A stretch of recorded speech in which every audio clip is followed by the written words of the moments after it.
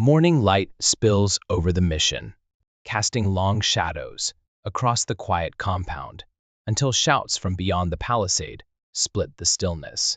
The missionaries stumble from their quarters, their groggy confusion turning to alarm.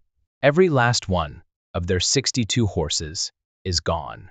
The lifeblood of the settlement, stolen in the dead of night. A few miles upstream, the Spanish stronghold looms, its walls offering no protection to the mission beyond. Diego Ortiz Parrilla commands from within, a veteran of Spain's northern frontier. Yet his reach does not extend far beyond his own gates. Upon hearing of the theft, he wastes no time. He dispatches 15 soldiers to track down the perpetrators, to reclaim what was taken, and to remind the land who rules it. But the land does not belong to Spain, no matter what the crown declares. The 15 ride out under the scorching sun, their armor a cruel weight as they press deeper into the vast northern stretches of a world Spain has claimed but never truly tamed. They are not hunting mere thieves. They are riding into the domain of warriors who do not recognize their king, who take what they need not as criminals, but as conquerors in their own right.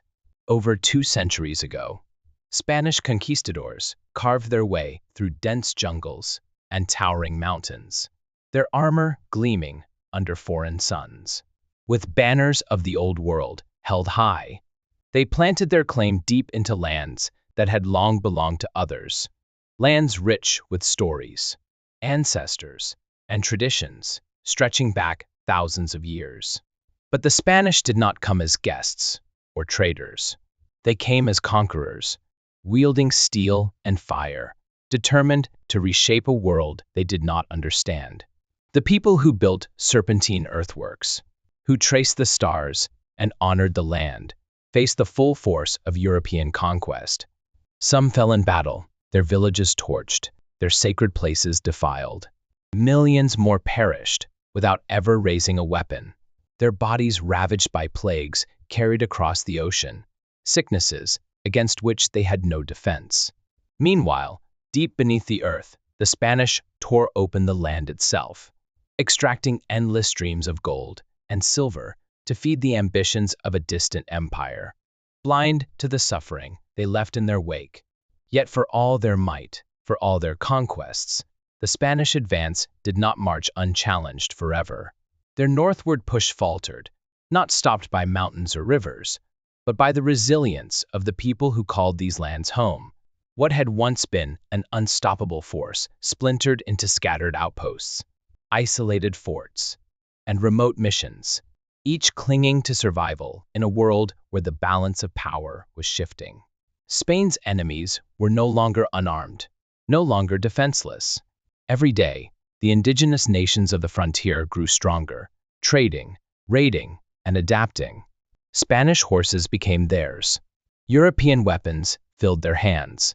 The empire that once loomed unshakable now faced warriors who had mastered their own tools and turned them against them.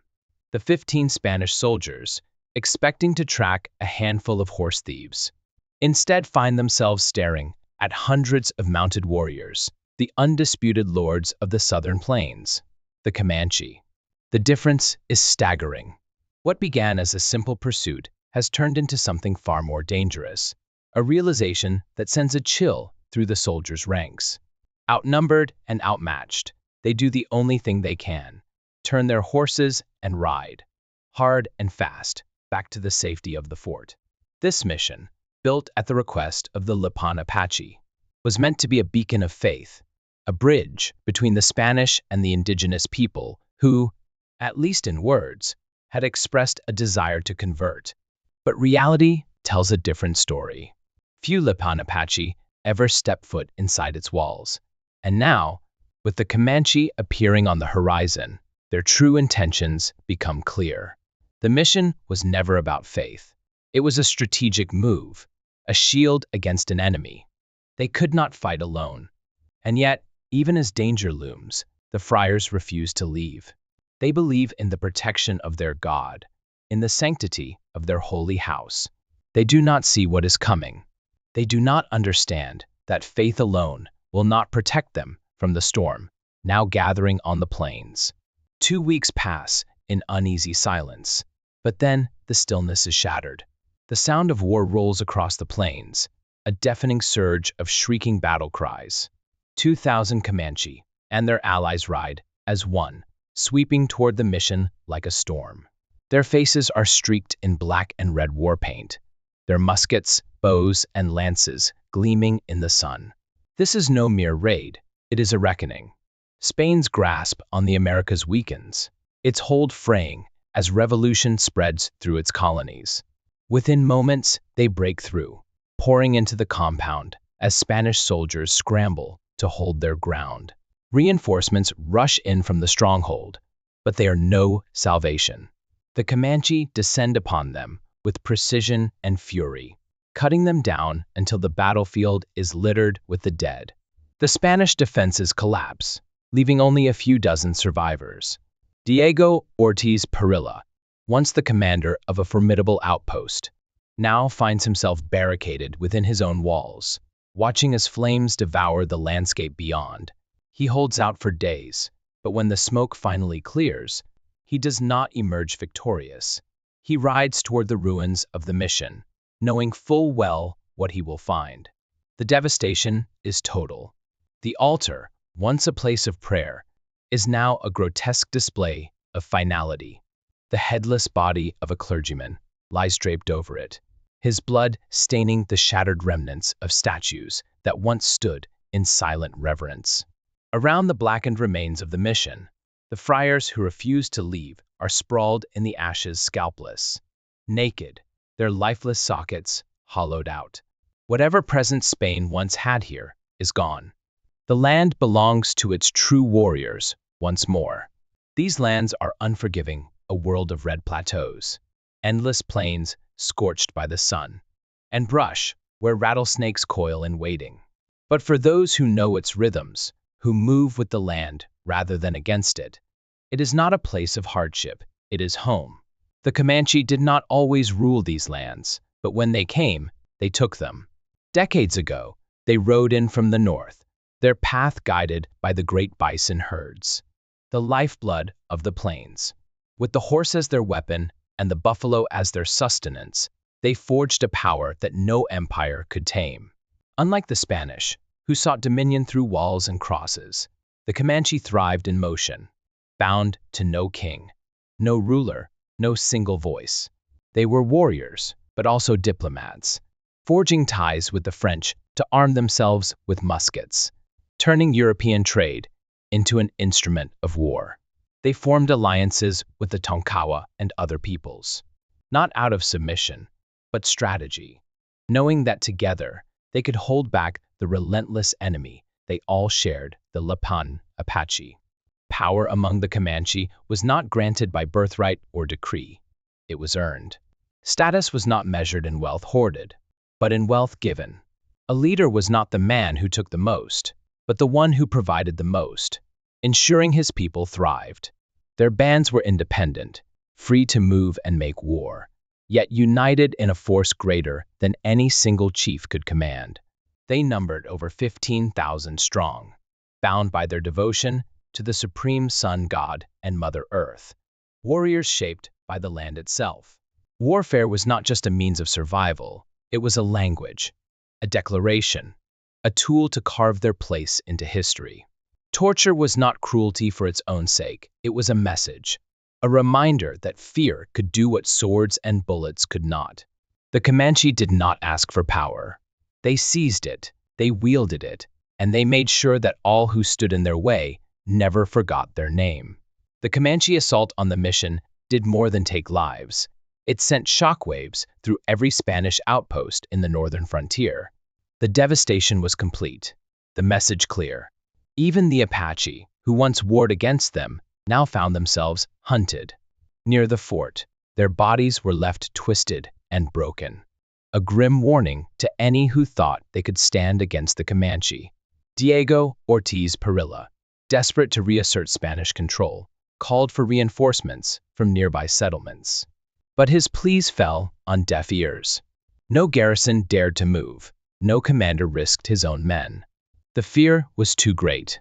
The Spanish no longer ruled this land. They were just another force fighting for survival. Across the plains, the Comanche rode like ghosts from another age, their mastery of the horse unmatched, their movements as fluid as the steppe nomads who once shattered empires in the Old World. For over a year, their dominance remained unchallenged. But far to the south, in Mexico City, Spanish officials could not let this stand.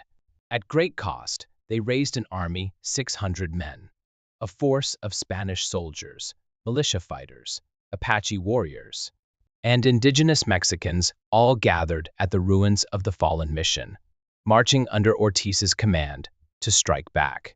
Northward they went, and in the wooded country they found not Comanche warriors, but a quiet village of Tonkawas. It didn't matter. Ortiz ordered an attack anyway.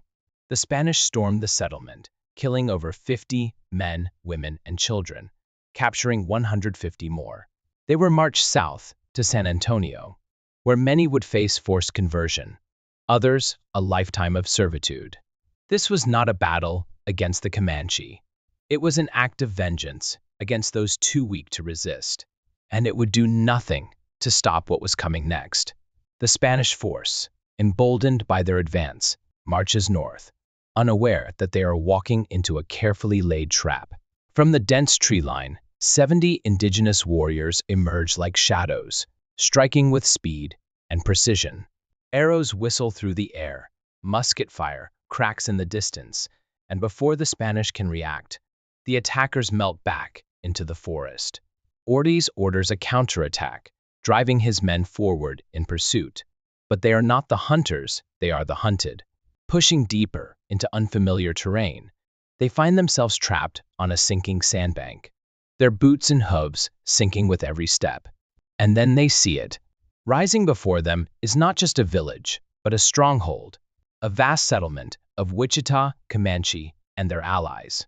A fortress of hive-like huts and towering teepees, flanked by a river and shielded by a wooden stockade behind a protective moat. This is no temporary camp. This is a seat of power. As the Spanish scramble to reorganize, civilians retreat to the center, while hundreds of warriors seize their muskets and bows, preparing to defend their home. Ortiz, unwilling to retreat, orders an all-out assault, but his men are repulsed. The indigenous defenses holding strong. The Spanish cannons thunder, their blasts shaking the earth. But instead of fear, laughter echoes from behind the fortifications. And then, the ground trembles. Comanche riders take the field at full gallop, moving as if born in the saddle. They twist and contort, hanging from their horses with impossible agility, dodging Spanish fire while loosing arrows and bullets into the staggered ranks. The Spanish line crumbles as warriors encircle them. Ortiz is struck, his arm bleeding as chaos erupts around him. For hours, the battle rages, but as the night deepens, Spanish morale shatters. 20 of Ortiz's men desert, slipping away into the darkness, while nearly 40 more lie dead or wounded. Defeat is undeniable. Ortiz makes the only choice left to him: abandon the cannons, the wagons, everything, and flee. Under the cover of darkness, the Spanish retreat, leaving behind the wreckage of their failed campaign. The land does not belong to them. It never did. The Comanche do not forget. The Spanish may retreat, but the war does not end. The frontier towns of New Mexico and Texas lie vulnerable, not out of submission, but strategy, knowing that together they could hold back the relentless enemy they all shared, the Lipan Apache. When the moon rises full, the Comanche ride. The raids are precise, calculated. Not just retribution, but strategy. Horses vanish into the night. Homes are swallowed by flame. Men fall alongside their sons, their daughters, their wives. Women are taken, some killed, others kept, their fates decided by warriors who answer to no crown. This is not mere bloodshed. This is conquest.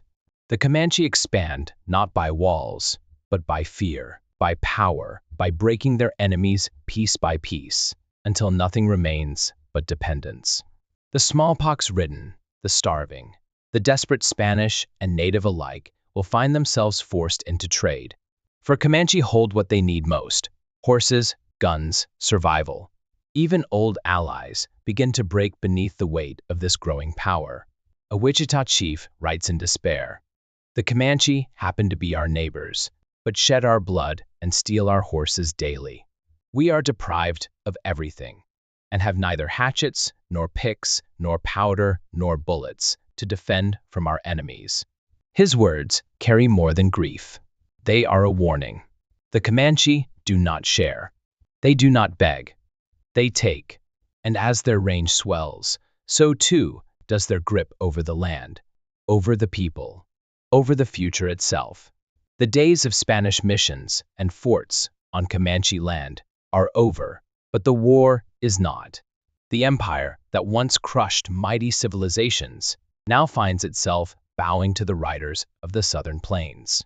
The Spanish send their best, and for a time they believe they can turn the tide.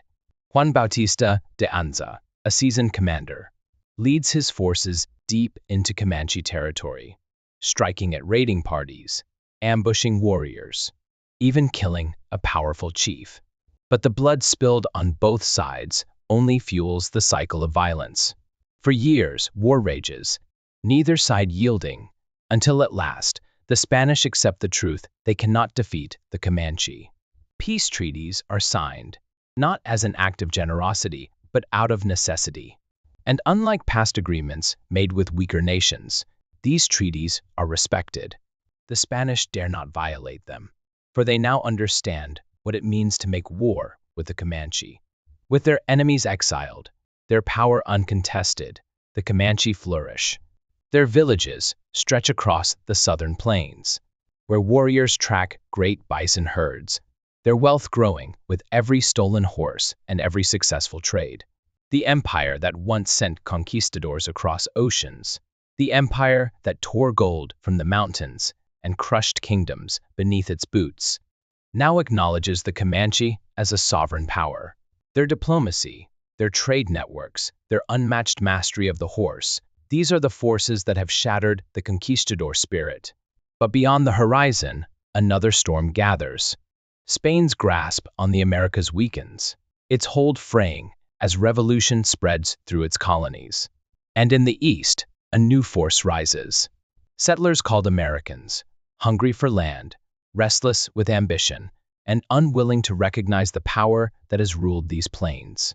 The Spanish may have learned to fear the Comanche, but the Americans? They have yet to learn, and soon they will.